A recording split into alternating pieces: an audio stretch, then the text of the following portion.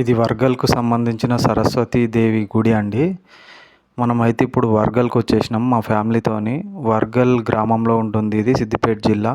ఇక్కడ జ్ఞాన సరస్వతీ దేవి ప్రత్యేకత. తెలంగాణలో మన బాసర తర్వాత ఇదే ప్రసిద్ధిగాంచిన దేవాలయం అండి. ఇక్కడ ఆలయం ఎంట్రన్స్లో ఈ సరస్వతి మాత విగ్రహం ఉంటుందండి. ఇక్కడ మనకు వచ్చేసి పంతులు వాళ్ళు, వేద పండితులు వచ్చేసి మంత్రోచ్చారణ చేసుకోవడానికి వస్తారు. ఇక్కడ ఫస్ట్ సరస్వతి మాతను దండం పెట్టుకున్న తర్వాత వాళ్ళు మంత్రోచ్చారణ అమ్మవారిని అయితే దర్శనం చేసుకోవడం జరిగిందండి. ఇక్కడ తల్లి చూపు మాత్రం ఉంటే మనకి విద్యతో పాటు బుద్ధి సిద్ధులు అన్నీ మనకు వరిస్తాయండి.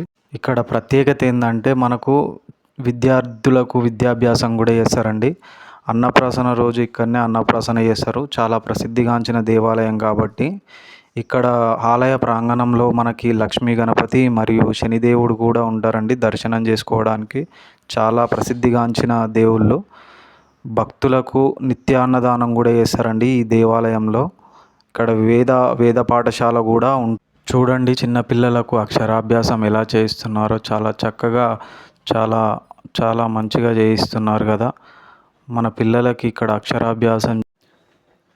ఈ విగ్రహం అక్షరాభ్యాసం చేసే వాళ్ళ దగ్గర ఉంటుందండి.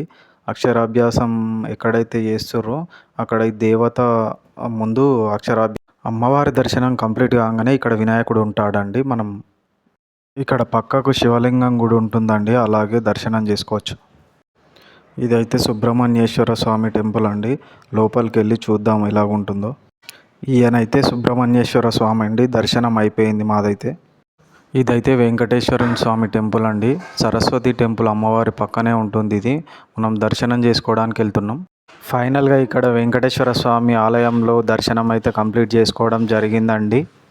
ఇది బయటకు వచ్చిన తర్వాత మనకి సరస్వతీదేవి విగ్రహం అయితే ఉంటుంది బయట. మనము ఫోటోలు దిగడానికి కానీ అట్లా. ఇక్కడ వసంత పంచమికి గ్రాండ్గా సెలబ్రేట్ చేస్తారు. ఈ గుడిలో దర్శనం అయిపోయిన తర్వాత ప్రశాంతంగా కూర్చోవడానికి మనకైతే ఇక్కడ ప్లేస్ ఉంటుంది. వాతావరణం కూడా చాలా అనుకూలంగా ఉంటుంది, ప్రశాంతంగా ఉంటుంది. సో మనకు ఇక్కడ నుంచి హైదరాబాద్కు వచ్చేసి 50 కిలోమీటర్స్ డిస్టెన్స్లో అయితే ఉంటుంది. సో రావడానికి ఈజీగా ఆస్కారం ఉంటుంది కాబట్టి అందరూ వీలైనంత త్వరగా వచ్చి ఇక్కడ దర్శనం చేసుకోవాలని కోరుకుంటున్నాను. విశిష్టమైన దేవాలయం.